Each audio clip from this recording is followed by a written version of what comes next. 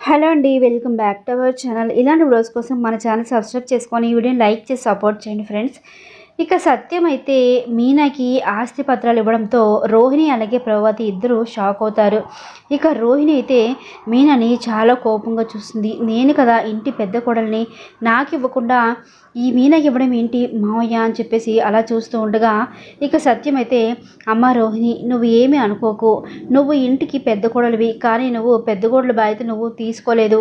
ఈ ఇంటి కాగితాలు పెట్టి నువ్వు డబ్బులు తెచ్చుకున్నావు. అలాగే నీ అత్తయ్య ఉన్నారు కదా, ఆవిడ కూడా ఇంట్లో ఎవరికి చెప్పకుండా కాగితాలను తీసుకెళ్ళి తాకట్టు పెట్టింది. మీ ఇద్దరికి ఈ అర్హత లేదమ్మా, ఒక్క మీనాకు మాత్రం ఈ అర్హత ఉంది. అమ్మ మీనా, ఈ కాగితాలు తీసుకొని జాగ్రత్తగా పెట్టు, నేను ఎప్పుడు అడిగితే అప్పుడు నాకు ఇద్దువు కానీ ఇంకెవ్వరికి ఇవ్వక అని చెప్పేసి సత్యం అనేసరికి ఇక బాల్ అయితే, శభాష్ నాన్న, ఇప్పుడు నువ్వు కరెక్ట్ పని చేసావు అని చెప్పేసి అంటూ ఉంటాడు. ఇక ప్రభాత్ అయితే కోపంగా చూస్తూ ఉంటుంది సత్యంని.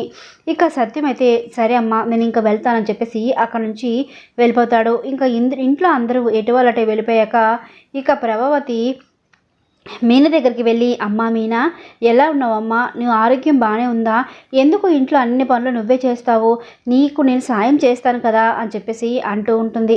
ఇక మీనా అయితే, పర్వాలేదు అత్తయ్య నేను చేసుకుంటాను కదా అని చెప్పేసి మీనా అయితే అంటూ ఉండగా, ఏంటమ్మా అలా అంటావు, నేను కూడా ఇంటి కోడలే కదా, నువ్వే అన్ని పనులు చేస్తే ఎలా చెప్పు, రోహిణికి కూడా పని చెప్తాను, ఇద్దరు కలిసి మీరు చక్కగా పని చేసుకుందరు కానీ అని చెప్పేసి అంటూ ఉంటుంది ప్రభావతి. ఇంకా మీనా అయితే ఆ మాటలు విని సంతోషపడిపోతూ ఉంటుంది. అమ్మ మీనా, మీ మావయ్య గారికి తెలీదు నా మీద కోపంగా ఉన్నారు, అందుకే ఇంటి కాగితాలు నీకు ఇచ్చారు, అవి నాకు ఇచ్చి అమ్మ నేను జాగ్రత్తగా దాస్తాను అని చెప్పేసి అనేసరికి ఇక మీనా అయితే ఆలోచిస్తూ ఉంటుంది.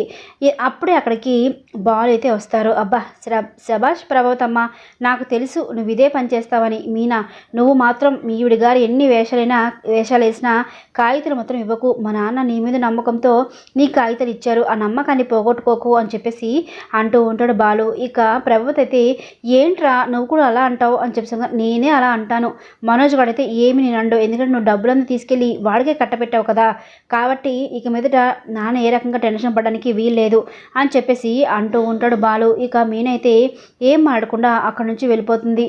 ఇక ప్రభావతి ఏం చేయాలి ఇప్పుడు నేను ఒక ఇంటి పెద్దనయ్య కూడా నాకు అధికారం ఇవ్వకుండా ఆ పూలు అమ్ముకునే దానికి ఇచ్చాడు మా ఆయన అని చెప్పేసి కోపంతో రగిలిపోతూ ఉంటుంది.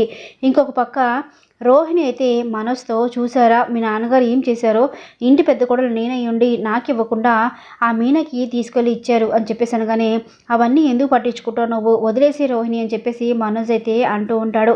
ఏంటి మీకు అసలు ఏది పట్టదా, అన్నీ లైట్ తీసుకుంటారు ఏంటి మీరు అని చెప్పేసి అంటూ ఉంటుంది రోహిణి. లేటెస్ట్ ఎపిసోడ్ ఇది ఫ్రెండ్స్. వీడియో నచ్చితే ఖచ్చితంగా లైక్ చేసి ఇలాంటి వీడియోస్ కోసం మన ఛానల్ సబ్స్క్రైబ్ చేసుకొని సపోర్ట్ చేయండి ఫ్రెండ్స్. Thanks for watching.